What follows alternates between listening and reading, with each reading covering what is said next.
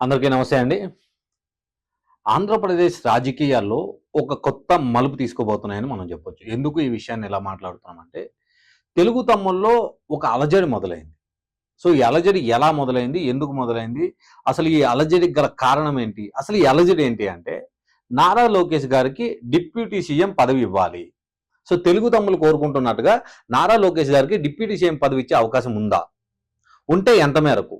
సరే, నారా లోకేష్ గారికి deputy CM పదవి ఇస్తే మరి పవన్ కళ్యాణ్ గారికి ఏమిస్తారు? సో, ప్రెజెంట్ డిప్యూటీ సీఎంగా ఉన్నటువంటి పవన్ కళ్యాణ్ గారికి ఏమి ఇవ్వబోతున్నారు? సో, ఈ విషయంపై మనము చర్చించుకుందాం. సో, ఏదైతే జరుగుతుందో ప్రస్తుతం జరుగుతున్న పరిస్థితులు బట్టి నారా లోకేష్ గారికి డిప్యూటీ సీఎం ఇవ్వాలి అని చెప్పి కొంతమంది తెలుగు తమ్ముళ్ళు కోరుకుంటున్నారు. సో, ఇది ఇప్పటి వరకు వాళ్ళ మధ్యలో ఉన్న మాట బయటకు వచ్చిందని మనం చెప్పొచ్చు. ఎందుకంటే ప్రముఖ కొన్ని ఛానల్లో చూసుకుంటే అలానే ఏదైతే సోషల్ మీడియా అకౌంట్స్ ఉన్నాయో అకౌంట్స్ లో కూడా నారా లోకేష్ గారికి డిప్యూటీ సీఎం పదవి ఇవ్వాలి. సో, ఖచ్చితంగా ఆయనకు ఆ సామర్థ్యం ఉంది అని చెప్పి కొంతమంది చెప్పుకుంటూ వస్తున్నారు.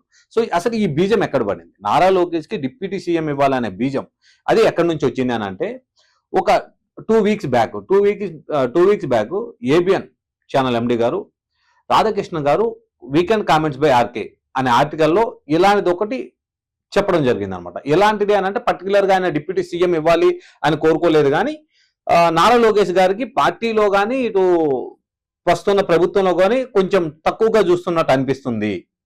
సో, ఆయన ఆల్రెడీ పార్టీని నడిపించగల సమర్థుడు.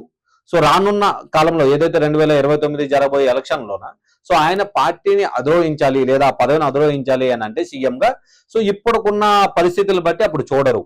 ఎందుకంటే ఒక ఎమ్మెల్యేగా చేసిన వ్యక్తి ఎమ్మెల్యేగా చూస్తారు, తర్వాత మినిస్టర్గా చూస్తారు, ఇలా రకరకాల క్యాడర్స్ నుండి వస్తూ ఉంటాయి. కానీ ఈయనకు ఆ సామర్థ్యం ఉన్నప్పుడు సెకండ్ ఆ టైంకి చంద్రబాబు నాయుడు గారి వయసు కూడా 80 ఏళ్ళు దాటుతుంది కాబట్టి సో అప్పట్లో ఇమీడియట్ గా యాక్షన్ తీసుకోవాలి అని అంటే ఎంతమంది సహకరిస్తారు, ఎంతమంది సహకరించకపోవచ్చు అనే అంశం మీద ఆయన మాట్లాడుతూ కొన్ని కామెంట్ చేయడం జరిగింది. ఆ కామెంట్ లో ముఖ్య ఉద్దేశం ఏంటంటే నారా లోకేష్ గారికి కూడా కాస్త ప్రాధాన్యత ఇవ్వండి. అది పార్టీ పరంగా ఇస్తారా, ప్రభుత్వ పరంగా ఇస్తారా అనే విషయాన్ని అయితే ఆయన ఎక్కడ చెప్పలేదు. బట్ పార్టీ పరంగా ఇవ్వండి అన్నట్టుగానే తను చెప్పడం జరిగింది అనమాట. సో, ఈ విషయంపై తెలుగు తమ్ముళ్ళు ఎలా తీసుకున్నారు అని అంటే, ఖచ్చితంగా నారా లోకేష్ గారికి డిప్యూటీ సీఎం పదవి ఇవ్వాలి. సో, నారా లోకేష్ గారు డిప్యూటీ సీఎం పదవికి 100% సూటబుల్ పర్సన్. సో, ఇలా కొన్ని వాదనలు సోషల్ మీడియాలో వినిపిస్తూ ఉన్నాయన్నమాట. సో, సరే, నారా లోకేష్ గారికి డిప్యూటీ సీఎం ఇచ్చారా అనుకుందాం. సో, అలాంటి పరిస్థితుల్లో ప్రస్తుత డిప్యూటీ సీఎం అయినటువంటి జనసేన పార్టీ అధినేత శ్రీ పవన్ కళ్యాణ్ గారికి సో ఏ పదవి ఇవ్వబోతారు? లేదా డిప్యూటీ సీఎంనే గత ప్రభుత్వం లాగా కానీ సో ఒక డిప్యూటీ సీఎం పదవిని ఇద్దరికి ఇవ్వబోతున్నారా? గత ప్రభుత్వంలో కూడా వైఎస్ఆర్సీపీ పార్టీలో మనం చూసుకుంటే డిప్యూటీ సీఎం అనే పదవి సుమారుగా 5 మందికి ఇచ్చారు. సో, ఇప్పుడు కూడా అలానే ఇచ్చే పరిస్థితి ఉందా? అలా ఇచ్చే పరిస్థితి ఉంటే జన సైనికులు ఎవరైతే ఉన్నారో వీళ్ళు దాన్ని యాక్సెప్ట్ చేయగలుగుతారా? ఏదైతే జనసేన పార్టీ శ్రేణులు కానీ పార్టీ క్యాడర్ కానీ సో అలాంటి పొజిషన్ ఇచ్చేటప్పుడు యాక్సెప్ట్ చేయగలుగుతుందా? ఎందుకంటే పర్టికులర్ గా యాక్సెప్ట్ చేయగలుగుతుందని అనడానికి గల రీజన్ ఏంటంటే, చాలా విషయాల్లో తగ్గి పార్టీ కష్టాల్లో ఉన్న టైంలో తను ఒక్కడే భుజాల మీద వేసుకొని 2 పార్టీల్ని తీసుకెళ్లగలిగారు. ఇటు టీడీపీని కానీ అటు జనసేన పార్టీని కానీ 2 పార్టీని ఏదైతే చంద్రబాబు నాయుడు గారు అరెస్ట్ చేసిన విషయంలో కానీ అప్పటి నుంచి చూసుకుంటే అరెస్ట్ అయిన పర్టికులర్ ఆ సినారియో చూసుకుంటే అరెస్ట్ అయిన రోజు తర్వాత ఏ సీఎంలు కానీ ఏ డిప్యూటీ సీఎంలు కానీ లేదా అప్పటికున్న ఎవరైతే మంత్రివర్గంలో ఉన్న వాళ్ళు కానీ గతంలో ఉన్న వాళ్ళు సో టీడీపీకి సంబంధించిన ఇలాంటి స్థాయిలో పనిచేసిన ఏ క్యాడర్ కూడా ముందుకొచ్చి తన స్వరాన్ని గట్టిగా వినిపించలేకపోయింది. స్వరం వినిపించడం ఇన్ ద సెన్స్ ఏంటంటే, నేను నా ఇంట్లో కూర్చొని లేదా నా ఆఫీస్లో కూర్చొని ప్రెస్ మీట్లు పెట్టడం కాకుండా బయటకు వచ్చి చంద్రబాబు నాయుడు గారికి బలంగా మేమున్నామనే ధైర్యాన్ని ఇవ్వలేకపోయారనే మనం చెప్పొచ్చు. అలాంటి టైంలో అలాంటి పరిస్థితులు ఉన్న సందర్భంలో పవన్ కళ్యాణ్ గారు మాత్రమే చాలా గట్టిగా మాట్లాడారు ఆ సమస్య మీద. సో, అదే టైంలోనూ కూటమికి కూడా ఒక నాంది పలికారని కూడా చెప్పొచ్చు. ఎందుకంటే ఎప్పటి నుంచో కూటమిలో ఉంటాయి, 2 పార్టీలు కలిసి పోటీ చేస్తాయి అనేది ఉన్నప్పటికీ అప్పుడు మాత్రమే స్ట్రాంగ్ గా ఒక డెసిషన్ తీసుకొని ఖచ్చితంగా మేము ఫైట్ చేస్తాం. మాజీ సీఎం గారు అయినటువంటి చంద్రబాబు నాయుడు గారిని ఆ టైంలో పవన్ కళ్యాణ్ గారు వెళ్ళి కలిశారో, కలిసి వచ్చిన తర్వాత బయట పెట్టిన ప్రెస్ మీట్ ఏదైతే ఉందో ఆ ప్రెస్ మీట్ లో తీసుకున్న నిర్ణయమే 2 పార్టీలకు కూడా చాలా బలాన్ని చేకూర్చాయని చెప్పొచ్చు. సో, సరే, జన సైనికులు ఎప్పుడు ఏ మీటింగ్ లోనైనా సరే సీఎం సీఎం అని అరుస్తూ ఉంటారు, అలాంటి స్లోగన్ చేస్తూ ఉంటారు, అవన్నీ కామన్ ప్యాటర్న్. సో, పర్టికులర్ గా పవన్ కళ్యాణ్ గారు ఆ విషయంలో చాలా చాకచక్యంగా చాలా పరిస్థితులను చూసి వాటి ఎలాంటి డెసిషన్ తీసుకోవాలి అనే వర్షన్ ఆలోచించుకుంటూ రాజ్యాంగంలో కల్పితం, రాజ్యాంగంలో లేనటువంటి పదవిని కూడా ఏదైతే డిప్యూటీ సీఎం అనే పదవి ఉందో ఆ పదవిని కూడా తను తీసుకున్నారని చెప్పొచ్చు. ఎందుకంటే సీఎంగా చంద్రబాబు నాయుడు గారు అయితే కరెక్ట్. సో తను అప్పటికే 3 సార్లు సీఎంగా చేశారు. సో సీఎంగా చేసినప్పుడు ఆయనకి అన్ని వర్గాల మీద, అన్నిటికి సంబంధించిన డిపార్ట్మెంట్స్ మీద అవగాహన ఉంటుంది. ప్రస్తుత ఏదైతే ఆంధ్రప్రదేశ్ రాజకీయాలు కానీ, ఆంధ్రప్రదేశ్ రాష్ట్ర పరిస్థితి ఉందో, ఇలాంటి టైంలో ఆయనే కరెక్ట్ అని చెప్పి పవన్ కళ్యాణ్ గారు కూడా తగ్గారని చెప్పొచ్చు ఆ విషయంలో. సో అలాంటప్పుడు ఇప్పుడు నారా లోకేష్ గారిని తీసుకొచ్చి పవన్ కళ్యాణ్ గారికి సమ ఉజ్జీలో కూర్చోబెట్టడం, ఎవరైతే జన సైనికులు ఉన్నారో వీళ్ళు స్వాగతిస్తారా అనేది ఒక క్వశ్చన్ మార్క్ గా మిగిలిపోయింది.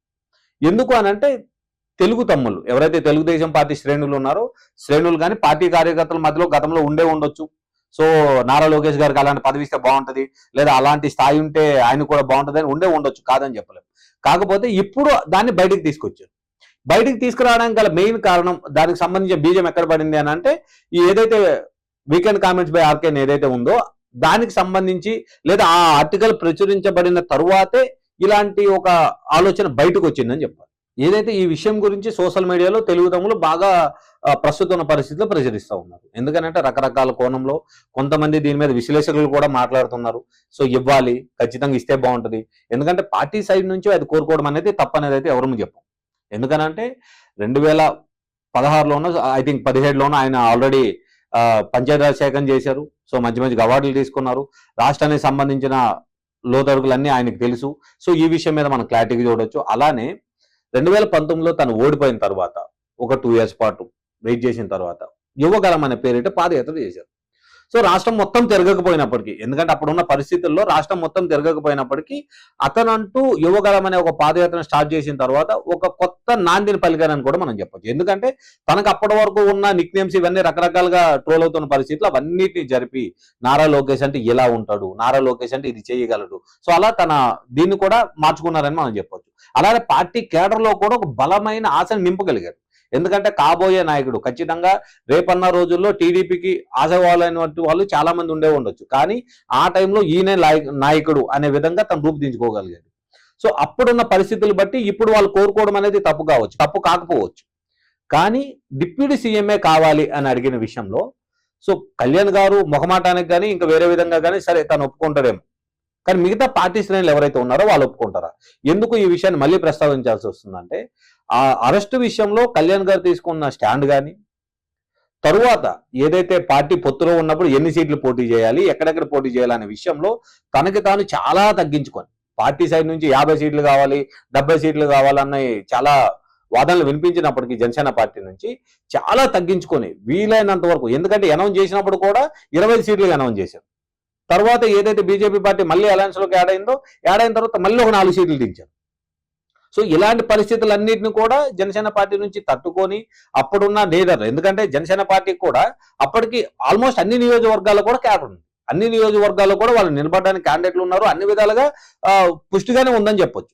సో అలాంటి పరిస్థితుల్లో అంతమందిని తగ్గించడం, అంతమందిని నచ్చజెప్పడం అనేది చిన్న విషయం కాదు. ఎందుకనంటే 175 సీట్లలో కేవలం 21 సీట్లు పోటీ చేయడం అనేది చిన్న విషయం కాదు. సో ఈ విషయం పైన వాళ్ళ కేడర్ని ఎంత నచ్చజెప్పి ఉండాలి. సో ఎలాంటి పరిస్థితుల నుంచి ఆయన చూశారు, ఇవన్నిటి దాటుకుంటా ఒక స్థాయికి వచ్చిన తర్వాత ఇప్పుడు ఏదైతే తెలుగు తమ్ములు కోరుకుంటున్నారో ఈ విషయం పైన చంద్రబాబు నాయుడు గారు ఎలాంటి డెసిషన్ తీసుకుంటారు? ఇప్పుడు ఈ డెసిషన్ లో ఎలా ఉండాలి అని అనుకుంటే, జనాల సైడ్ నుంచి కోరుకునే విధానం కానీ, లేదా పార్టీ శ్రేణుల నుంచి ఆలోచిస్తున్న విధానంలో కానీ, కళ్యాణ్ గారికి సమ ఉజ్జీగా నారా లోకేష్ గారిని కూర్చోబెట్టడం ఎంతవరకు రైట్ అనే అంశాన్ని ఒకటి ఆలోచిస్తే, మరో అంశంలో ఏంటంటే ఎలా అయితే కొంతమంది శ్రేణులు కోరుకుంటున్నారో, ఎందుకంటే 2029కి కానీ ఆ ముందు జరగబోయే ఎలక్షన్లకు కానీ పార్టీకి నాయకుడుగా ఎప్పుడు ఏకకాల నాయకుడిగా చంద్రబాబు నాయుడు ఉన్నట్టుగా, సో అలా కాకుండా నారా లోకేష్ గారికి కూడా పార్టీ అధ్యక్ష పదవిని కానీ ఇస్తే సో అప్పటి టైంలోకి ఉపయోగపడవచ్చు అనేది ఒక వాయిస్ వింటున్నాం కాబట్టి, సో అలాంటి విధంగా ఆలోచన చేస్తుంటే ఇంకొంచెం బాగుంటుందేమో అని చెప్పి ఆలోచించవచ్చు. ఎందుకు అనంటే ప్రస్తుతం ఉన్న పరిస్థితుల్లో రాజకీయ విశ్లేషకులు కానీ ఆంధ్రప్రదేశ్ రాజకీయాలకు సంబంధించి మాట్లాడుతున్నప్పుడు గడిచిన 6 నెలల్లో ఎక్కువ పరపతిని సంపాదించుకున్నది ఎవరు అని అంటే ఇటు పవన్ కళ్యాణ్ గారి పేరు, జనసేన పార్టీ పేరే వినిపిస్తా ఉంది. ఎందుకంటే పార్టీ అధిష్టానంలో సీఎం పదవిలో ఉన్న టీడీపీ నాయకులు ఉన్నప్పటికీ, చంద్రబాబు నాయుడు గారు ఉన్నప్పటికీ, పార్టీలో ప్రతి విషయం పైన, ప్రతి చిన్నదైనా పెద్దదైనా ప్రతి విషయం పైన రియాక్ట్ అయ్యి జనాల్ని డైరెక్ట్గా వెళ్ళి కలవడం, ఇలాంటి విషయాల్లో పవన్ కళ్యాణ్ గారు బాగా ముందంజలో ఉన్నారు. సో అలాంటి పరిస్థితులు చూసినప్పుడు సరే కొంచెం అనేది డిస్టర్బ్ అయ్యే అవకాశం ఉంది. కానీ ఇలా డిస్టర్బ్ చేసుకుంటూ పోతే ఏదైతే ఒక కళ, అటు చంద్రబాబు నాయుడు గారు కానీ ఇటు పవన్ కళ్యాణ్ గారు కానీ కంటున్న కళ ఏదైతే ఉందో, రానున్న 15 ఏళ్ల పాటు కూడా కూటమి ప్రభుత్వమే రన్ అవ్వాలనే ఒక కళ ఏదైతే ఉందో దానికి ఇప్పుడే బీటలు వారే అవకాశం కనిపిస్తుంది. ఎందుకంటే పార్టీ శ్రేణుల్లో ఎలాంటి విభేదాలు వచ్చినప్పుడు పైనున్న నాయకులు ఎన్ని చెప్పినప్పటికీ గ్రౌండ్ లెవెల్లో మాత్రం కొంచెం ఇబ్బంది పడే అవకాశం అయితే ఉంటుంది. ఎందుకంటే అధికార పార్టీలో ఉన్నటువంటి టీడీపీలో ఉన్న నాయకులు ప్రతి చోట్ల ఇప్పటికే చిన్న చిన్న ఏరియాల్లోన అసలు జన సైనికులు పట్టించుకోవట్లేదు, వాళ్ళకి ప్రాధాన్యత ఇవ్వట్లేదు, ఏ విషయంలోనైనా ఒక చిన్న స్వరం అయితే వినిపిస్తున్న సందర్భంగా మళ్ళీ వీళ్ళు ఇప్పుడు ఎలాంటి కొత్త స్లోగన్ తీసుకురావడంతో పార్టీకి బీటలు పారే అవకాశం ఎంతైనా ఉందని మనం గట్టిగా చెప్పాలి. సో ఇలాంటి సందర్భంలో అటు చంద్రబాబు నాయుడు గారు కానీ, ఇటు పవన్ కళ్యాణ్ గారు కానీ, లేదా టీడీపీ శ్రేణులు కానీ ఆలోచించే విషయము నారా లోకేష్ గారికి అధ్యక్షుడిగా ఏదైతే టీడీపీ పార్టీ సైడ్ నుంచి ఎలాంటి పదవి ఇచ్చినా ఎవరికి ఇబ్బంది ఉండదు. సో అతనికి అధ్యక్షుడు చేసినా ఇబ్బంది ఉండదు, లేదా ప్రస్తుత పరిస్థితిలో అలా నడుస్తూ లేదా ఏదైనా మంచి మినిస్ట్రీ ఇచ్చినా ఇబ్బంది ఉండదు, అలాంటి సమస్యలు ఏమి ఉండవు. కానీ తీసుకొచ్చి పవన్ కళ్యాణ్ గారి పక్కన కూర్చోబెడితే జన సైనికులు ఎంతవరకు డైజెస్ట్ చేసుకోగలుగుతారు, జనసేన పార్టీకి సంబంధించిన కేడరు ఎలా చూడబోతుంది. ఎందుకనంటే గత 2 నెలల కిందటి నుంచి మనం ఒక వాయిస్ వింటున్నాం. ఏంటో వాయిస్ అంటే నాగబాబు గారు కూడా మంత్రివర్గంలో స్థానం ఇవ్వబోతున్నారు అనేది. సో అది ఎమ్మెల్సీ ఇచ్చి స్థానం ఇవ్వచ్చు, ఇంక వేరే ఎలా అయినా ఇచ్చే అవకాశం ఉండొచ్చు. కానీ సో అలాంటి పరిస్థితుల్లో టీడీపీ కూడా ఇంకొంచెం గ్రోత్ కోరుకోవడం అనేది తప్పు కాదు. కానీ పార్టీ పరంగా కానీ, గెలిచిన ఎమ్మెల్యేల పరంగా కానీ బలంగా టీడీపీ ఈరోజు ఉంది అని అంటే వీటికి ముమ్మాటికి కారణము పవన్ కళ్యాణ్ గారు జనసేన పార్టీ. ఎందుకంటే ఆయన తీసుకున్న స్లోగన్, ఆయన తీసుకున్న స్టెప్ ఒక్కటే టీడీపీ పార్టీ అధికారంలో రావడానికి చాలా వరకు అవకాశం ఉంది. ఎందుకంటే ఇది గతంలో 2019లో కూడా మనం చూసాం. 2019 ఎలక్షన్లో జనసేన పార్టీ ఎక్కడెక్కడైతే ఓట్లు చీల్చిందో అక్కడ అన్ని సీట్లు సుమారుగా 70-80 సీట్లు టీడీపీ ఓడిపోవడానికి గల కారణం Janasena party, direct or indirect what ever. So అలాంటి పరిస్థితులు ఉన్నప్పుడు ఇప్పుడు అవన్నీ గెలిచి సో 92% స్ట్రైక్ రేట్ తోటి కూటమి ప్రభుత్వం గెలిచింది అని అనడానికి ఎంతో కొంత బలాన్ని అయితే జనసేన పార్టీ సమకూర్చిందనే చెప్పు. సో ఇలాంటి పరిస్థితుల్లో ఇలాంటి స్లోగన్ ఏదైతే తెలుగు తమ్ములు కోరుకుంటారో అది తప్పనైతే మేము చెప్పము. ఖచ్చితంగా తెలుగు తమ్ములు కోరుకోవడంలో అసలు ఎటువంటి తప్పు లేదు. కానీ పరిస్థితులను బట్టి ఇప్పుడు ఏదైతే ఇద్దరికి పోటీ తీసుకొచ్చేటప్పుడు తెలియకుండానే కొంతమంది ఎవరైతే రాజకీయ విశ్లేషకులు కానీ టీడీపీ పార్టీకి ఎప్పటి నుంచో శ్రేయభిలాషులుగా ఉంటున్న వ్యక్తులు చేస్తున్న కామెంట్స్ ని మీరు బలం పుంజుకుంటూ ముందుకు తీసుకురావడం అనేది ఎంతవరకు ప్రాధాన్యత సంచరించుకుంటుందో ఎవరని చెప్పలేం. ఎందుకంటే అది బలపడింది అని అంటే కూటమిలో బీటలు రావడానికి పునాది పడినట్టుగానే మనం భావించవచ్చు. సో ఇలాంటి విషయాల్లో తెలుగు దమ్ములు కానీ అటు పార్టీ శ్రేణులు కానీ చాలా జాగ్రత్తగా ఆలోచించి ఎలాంటి బాధ్యత ఇవ్వాలి, ఏం చేయాలి, ఎంతవరకు ఇస్తే బాగుంటుంది, ఎంతవరకు ఏం చేస్తే ముందుకెళ్ళగలుగుతాము అనే అంశంపై మరోసారి క్షుణక్షణంగా ఆలోచించి సో ప్రతి ఈ అంశాన్ని చాలా నీట్గా ఆలోచించుకొని పార్టీ పరంగా తెలుగుదేశం పార్టీ పరంగా లోకేష్ గారికి అధ్యక్ష పదవి ఇస్తే అందరూ మంచిగానే ఉంటుంది. సో లోకేష్ గారి మంత్రివర్గంలో తీసుకొని ఇప్పుడు ఏదైతే పొజిషన్లు ఉన్నాయో ఆ పొజిషన్లు ఇవ్వడంలో తప్పు పట్టరు ఎవరు. కానీ సమవుజ్జిగా చూడడం అనే విషయంలోనే కొంచెం ఆలోచించాల్సిందిగా అందరూ ఇటు సైడ్ టీడీపీ సైడ్ నుంచి కానీ జనసేన సైడ్ నుంచి కానీ అనుకూల వర్గాలు ఎవరైతే ఉన్నారో వీళ్ళు వాదన. కానీ పర్టికులర్ గా కొంతమంది టీడీపీ శ్రేణులు మాట్లాడుతున్న వాదన ఏంటంటే ఆయన కూడా డిప్యూటీ సీఎం ఇవ్వాలి, ఆయన అది చేయగల క్యాపబుల్ పర్సన్, పార్టీని నడిపించగలడు, సో రాష్ట్ర స్థాయిలో తిరిగిన వ్యక్తి, సో ఇలా చెప్పుకుంటూ వస్తున్నారు. కాబట్టి ఖచ్చితంగా దానికి కూడా మనం ఎంతైనా గౌరవించాల్సిందే. ఎందుకంటే ఆయనకు ఆ స్థాయి ఉంది, ఆ క్యాడర్ కూడా ఉంది. సో అతను కూర్చుకున్న బలం ఏదైతే ఉందో పార్టీ శ్రేణుల్లోన ఆ బలం కూడా నారా లోకేష్ గారికి ఉందని మనం ఖచ్చితంగా నమ్మాల్సిన విషయమే ఇది. కాకపోతే ముందు ముందు ఏం తీసుకోబోతుంది, సో మీరందరూ ఏమనుకుంటారు, నారా లోకేష్ గారికి డిప్యూటీ సీఎం ఇస్తే రైటా, లేదా పార్టీకి ఏదైతే తెలుగుదేశం పార్టీ ఉందో పార్టీకి అధ్యక్షుడి పదవి ఇస్తే రైటా? మీరు ఏదైతే అనుకుంటున్నారో ఆ విషయాన్ని కామెంట్ రూపంలో చెప్పండి. దానికి సంబంధించి మళ్ళీ మరో వీడియోలో మనం మాట్లాడదాం.